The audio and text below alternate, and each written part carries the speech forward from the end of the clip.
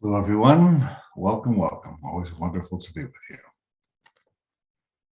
I saw an interview with director Steven Spielberg, and he told an amazing story about how his directing career got started. When he was very young, he took a summer guided tour of Universal Studios. And during the tour, he escaped by running into a bathroom and hiding there while the tour went on. And he stayed on the lot. And he began to wander around to the different departments and sets and talk to people about how movies are made. And finally, he went to the library, the Universal Studios library, and he told the librarian what he was doing. And the librarian very kindly gave him a 3-day pass to continue to come back to the studio, which he did. And he began to make friends and talk to department heads. And then he got to know the guard at the gate of the studios. He'd wave to him each morning as he'd walk in, and he showed him the pass. And after 3 days, he went back and asked for an extension on the pass, and the librarian said, "Sorry, you can't do it."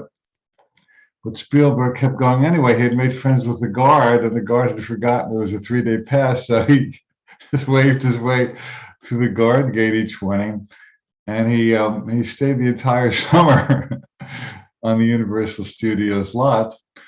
And eventually he made friends with various producers and directors. And he showed them his early films, his homemade films. And they really liked him. And they gave him a shot at directing. And the rest is history. He did Jaws, which became a huge hit. And then Close Encounters and E.T. And you all know the list. And I just thought it was fantastic that he just had the guts to immerse himself in that environment so deeply that he became one with it. And he accomplished his vision by stepping into it even before he was officially recognized as a director. And so this is a great model that if you want to do something or achieve something, you have to throw yourself into it and surround yourself with it and become part of it. This is how vision boards work. You've probably all done a vision board where if you want to meet a certain kind of partner or live in a certain house or have a certain job or live in a certain country, you take some magazines and you cut out some photos and words and you paste them on a board. And it contains everything about where you want to be. And so you're basically aligning and throwing your consciousness into this experience on a daily basis until it sinks into your subconscious and it becomes real in your experience. And then the law of attraction takes care of the details. Once your subconscious is vibrating equivalent to where you want to be, where you want to be shows up in miraculous, amazing ways. And there's a wonderful quote I want to share with you. It's from Heraclitus, Greek philosopher. He said, "The soul is dyed the color of its thoughts. Think only on those things that are in line with your principles and can bear the light of day.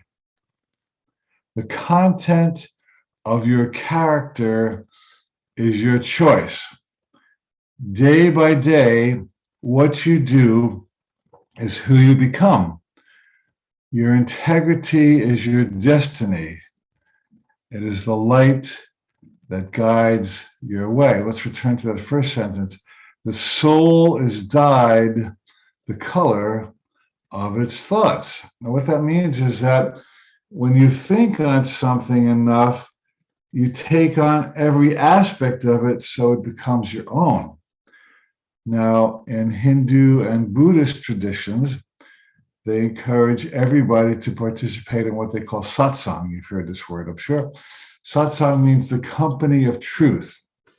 So it means that when you go to a church or temple or prayer meetings or Course in Miracles discussion or yoga class, or any place where people are immersing themselves in lofty, high-minded thoughts, so you take on the energy of that conversation, and you rise to that vibration and become one with it.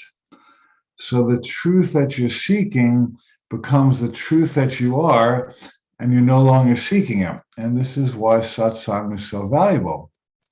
Now, many people immerse themselves in conversations and groups and environments and media that are the opposite of satsang. They bring you down. I like that word buzzkill.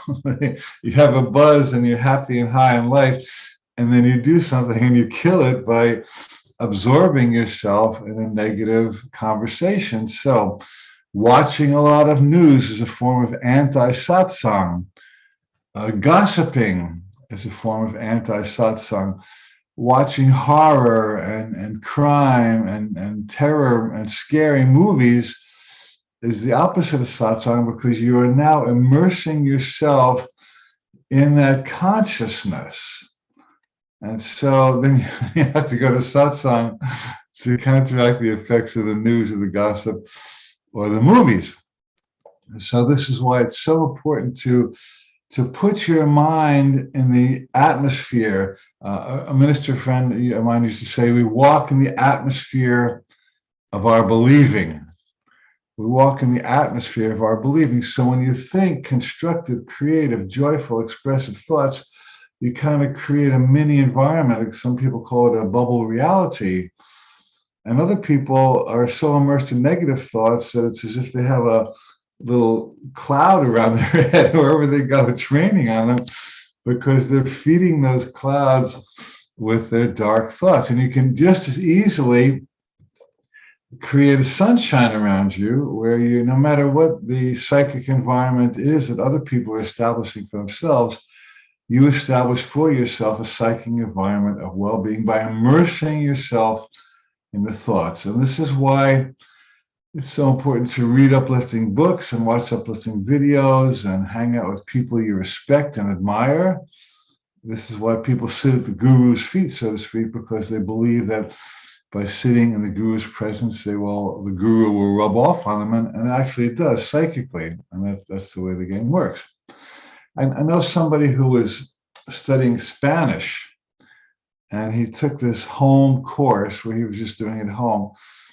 And he was actually, studying it for years, and he couldn't have a conversation in Spanish because he was not in a Spanish environment. And this is why true foreign language courses that are immersion courses, they throw you into it. You can only speak Spanish, and you can't survive unless you speak Spanish. It's more challenging, of course, but it's more effective, of course, because suddenly you're in that. You have to learn it. I remember I took French in high school, and the first day of class, the teacher walked in and she just started speaking French and babbling off in French, and everybody looked like, what's she talking about? And that was a great teaching, because we had to learn French. You couldn't just learn it piecemeal. You had to dive into it. And so immersion is really one of the prerequisites for any endeavor. Now let's talk about relationships. So a lot of people have long distance relationships, and once in a while they work, but usually they don't, because you're not throwing yourself into the relationship. Most of the people I've coached who complain about long distance relationships, when I peel away their complaints, they end up admitting, well, I kind of like it this way. And I'm not really ready to live with somebody, or see somebody on a daily basis. Well, that's fine. It's a choice. But then they complain, well, I don't have the intimacy and I have the connection that I would like with a person. And so really, if you're going to be in a relationship, you have to immerse yourself in it. You have to give yourself in it, not just a romantic relationship, but a friendship or a business relationship. When you get out of it what you put into it, and your investment is your full presence. That's, we just started a new life coach training course, and one of the first lessons is the power of presence. that when you're really with somebody as a coach or a counselor or a teacher or a healer, when you're really with them, they feel it. I've been watching some videos about a wonderful healer from Australia. His name is Charlie Goldsmith. You can look him up on the web. And he has gifted with the power of heal by laying on of hands and energy and presence. And there's a very touching segment where he was called to the home of a 2-year-old boy that had been in chronic pain. I forget the name of the disease, but he was hurting for much of his life, very sadly. And he couldn't sleep, and the boy was crying. It was very sad. And Charlie sat with his boy and just touched him and held his space. And instantly the boy fell asleep, and he hadn't slept a long time in years. And when he woke up, the boy said, I really felt that Charlie cared about me. He said, my doctors don't care about me. Now, we're not downing doctors, because there are many wonderful doctors who truly care. God bless them. They're true healers. However, this boy had felt the contrast between the doctors he had been to and this man who truly cared. And so if you're a teacher or a healer or a counselor of any kind, your caring is your immersion. You're fully with the client. Don't be looking at your phone or taking calls or looking around or doing other stuff, because true healers are 100% present. And if you're a parent, be 100% present with your child when you're with them. Now, that'll be the best parenting you could possibly offer. You can do all kinds of tricks and techniques and trainings, but to really be with your child and look him or her in the eye and say, you're doing great, and I sure love you, and I sure appreciate you, and I'm sure glad you were born. Now, in some of my seminars, we do a very, very profound exercise where a person lies on the floor and 3 people surround him or her. And we ask the person, what do you wish your parents had said to you that would have made your life different or better? Or what did they say to you that really made your life different or better? And then the 3 people around them slowly whisper those kind and affirmative words in the patient's or the client's ear. And people often come to tears, because the thing that they most wish the parents have said to them was something like, I'm really glad you were born. You add so much value to my life. You bless me just by being here. Most children do not hear that. And that they wanted to hear their parents being fully present with them and truly caring about them and validating them for who you are. The other phrase they want to hear is, you're perfect. I love you just as you are. I love you just as you are. Instead of you have to change to meet the profession or the religious standards, I love you just as you are. Accept you just as you are. Did your parents say something like that to you? If they did, you remember it. If they didn't, you remember it too. So that form of caring is an immersion experience, because the parent is fully with the child, the teacher is fully with the student, the healer is fully with the patient. Your gift is your presence. That's your soul is dyed the color of your thoughts, and your thoughts are being with somebody. Now, I'll give you one more example. You've heard me say this before, but I don't think you can say it too much, because it's one of the greatest lessons from A Course in Miracles. The Course in Miracles says that in any experience, in any situation in which something is missing, what is missing is what you are not giving. Now, it's so tempting to say, she doesn't pay attention to me, he doesn't listen to me, he's not cooperating, he's not meeting my vision and my partner. Well, what if what was missing was your full investment? Now, your full presence, your immersion in the relationship. I'm 100% here with you. And I invite you to be here 100%. When two people are 100% with each other for any purpose, that's powerful. Dee and I have got in our relationship, we made so many decisions and had various business deals and properties we've purchased and sold. And when we're lined up together, wow, miracles happen. I mean, we've bought properties in miraculous ways and sold them in miraculous ways because we're 100% together. And sometimes we're not, and we have to figure out how to get together. But for the most part, when we are, amazing things happen. So that's why Jesus said, when two or more are gathered in my name, there am I. You don't have to be Christian to adopt that methodology. It means that when two people are in full agreement on something, or 3 or 10 or 1,000, the power of that is exponential. It goes far beyond what two people think individually. The whole is greater than the sum of the parts. It's the gestalt. And so that gestalt is achieved by immersion, by throwing yourself into your situation so deeply and so profoundly, with such commitment, that it has to happen because you become one with it. And if you want to study a great metaphysical teacher, study Neville Goddard. Neville, N-E-V-I-L-L-E, Goddard, G-O-D-D-A-R-D.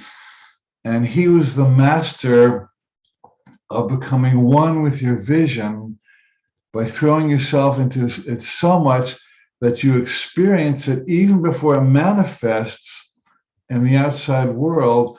And then because you're one with it, it has to manifest. And one of his teachings or book is called Feeling is the Key. So when you feel the experience from the inside out, don't wait for the experience to happen before you feel it. Feeling actually generates, it's called the law of reversibility, which means that that if you have you get a particular thing like a car or a mate or a house, you'll have the experience that you want. But what Neville is saying is that if you can get the experience of it, whether it's abundance or prosperity or love or health or well-being, if you dive into that and you immerse yourself in that experience from inside out, then the outside thing comes automatically and easily and organically and naturally with the least effort on your part. There's no struggle to get what you want because you already are what you want. You're already with what you want. What you want is already real within you. So I said a lot. Let me remind you of two things we're doing before we have a closing meditation. We're doing an immersion experience, if you want to call it that, starting at the end of September 29th. It's going to be an 8-week series, an interactive webinar series with me on connecting with guides and angels and spirit guides and ascended masters and channeling and psychic communication and all that amazing transpersonal stuff. If you're interested in that, this is going to be a really hot experience for you. So go to my website, alancohen.com, and we will dive in for 8 weeks on September 29th. And then, of course, in December, we're doing my highlight of the year retreat, a wonderful 4-day immersion retreat based largely on A Course in Miracles from my wonderful friend and musician, Karen Drucker. So those are both filling up now. If you want to join us, go to my website and sign on a dotted line. So we always close with a moment of knowing. If you'd like to close your eyes with me. I know that there are universal laws that support me to achieve and manifest what my heart most desires in this life. And one of those laws is attention. What you give your attention to, you get more of. So at this moment, I give my full attention to my vision, whether it's for a mate or a job or prosperity or health or a house. I throw my consciousness into this so deeply that I am now open and willing to have this vision fill my mind so powerfully and so profoundly that it becomes real to me in my experience. When it becomes real to me in my experience, it becomes real to me in my world of manifestation. So I now commit, I now immerse myself and that which I most value. I also release messing around and immersing my mind in any thoughts, people, conversations, experience, environments that detract from my highest good. And I am now 100% on board for that which brings me the most joy in life. I will do my part by thinking the thoughts I value, and God will do its part by bringing to me everything that serves the highest good of my soul. I know this is the law. I know this is the way the universe. I trust on it. I act on it, and I just watch miracles unfold in my life on a daily basis. If you care to say with me out loud, and so it is, and so it is.